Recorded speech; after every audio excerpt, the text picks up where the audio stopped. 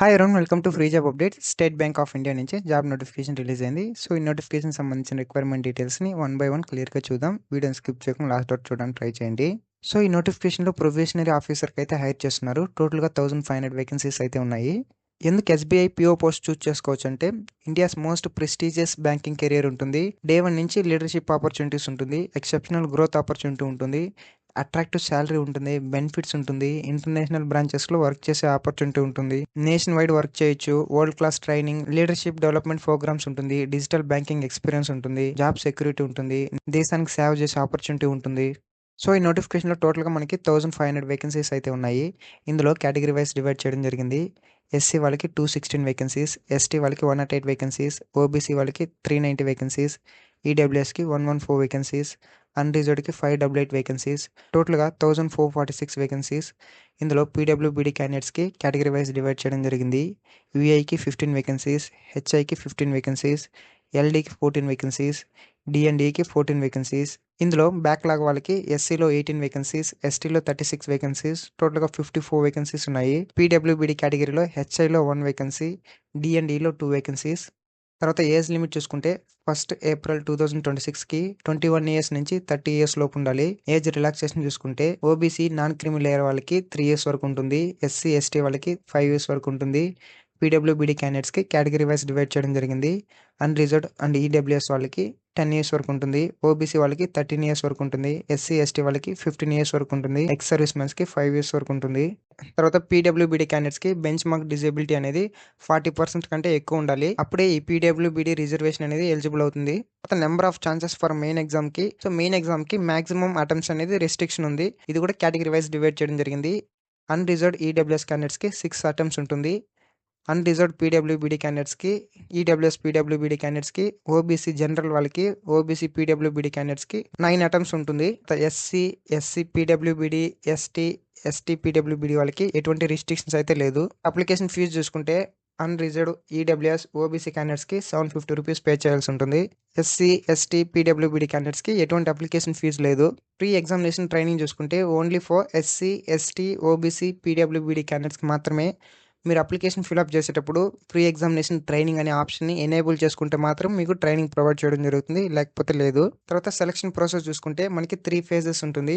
Phase 1 వచ్చి preliminary examination ఉంటుంది. ఈ ప్రిలిమినరీ ఎగ్జామినేషన్ ప్యాటర్న్ చూసుకుంటే ఇంగ్లీష్ లాంగ్వేజ్ నుంచి 40 క్వశ్చన్స్ ఉంటుంది, డ్యూరేషన్ 20 మినిట్స్ ఉంటుంది. క్వాంటిటేటివ్ యాప్టిట్యూడ్ నుంచి 30 క్వశ్చన్స్ ఉంటుంది, డ్యూరేషన్ 20 మినిట్స్ ఉంటుంది.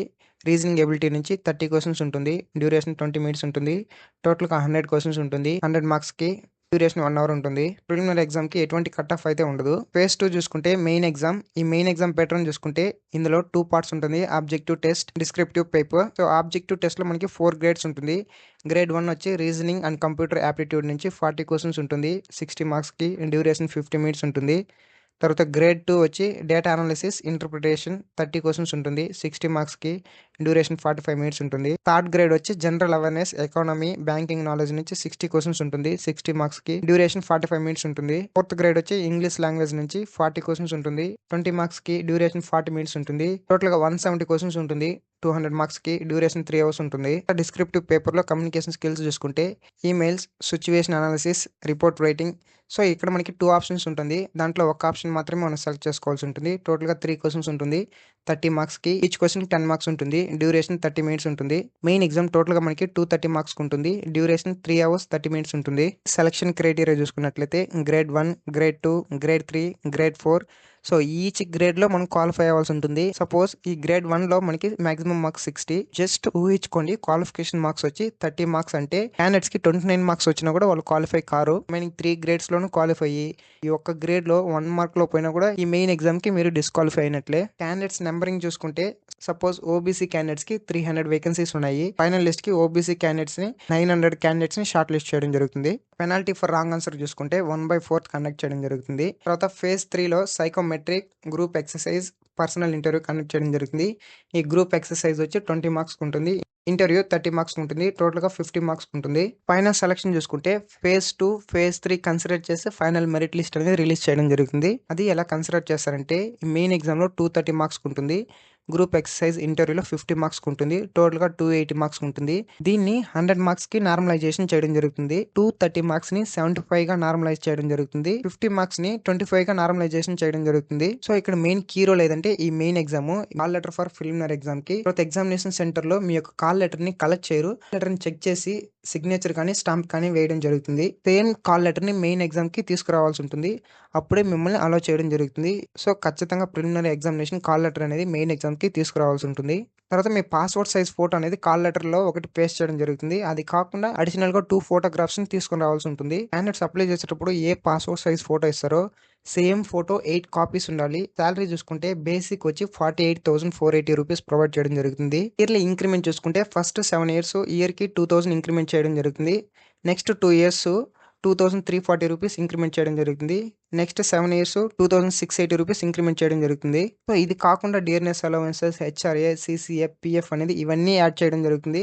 సో, ఇవన్నీ యాడ్ చేసుకుంటే పర్ మంత్‌కి బై హ్యాండ్ వచ్చి 85,000 నుంచి 90,000 వరకు రావడం జరుగుతుంది. ఎగ్జామినేషన్‌కి వెళ్ళేటప్పుడు ఐడీ ప్రూఫ్ తీసుకెళ్లాల్సి ఉంటుంది. పాస్‌పోర్ట్ కానీ, Aadhaar, PAN card, driving licence, voter ID, bank passbook. So, వీటిలో ఏదో ఒక ఒరిజినల్ ఐడీ తీసుకెళ్లాల్సి ఉంటుంది. ఎగ్జామినేషన్ సెంటర్‌కి mobile phones, any other electronic devices allow లేదు. ఇన్‌కేస్ మీరు తీసుకెళ్ళినట్లయితే కూడా ఎటువంటి అరేంజ్‌మెంట్స్ అయితే చేయరు. ఎగ్జామినేషన్ సెంటర్స్ చూసుకుంటే ఆంధ్రప్రదేశ్ వాళ్ళకి ఏలూరు, గుంటూరు కానీ, విజయవాడ కానీ, కడప, కాకినాడ, కర్నూలు, ఒంగోలు, రాజమండ్రి, శ్రీకాకుళం, తిరుపతి, విశాఖపట్నం, విజయనగరం ఈ ప్లేసెస్‌లో ఉంటుంది.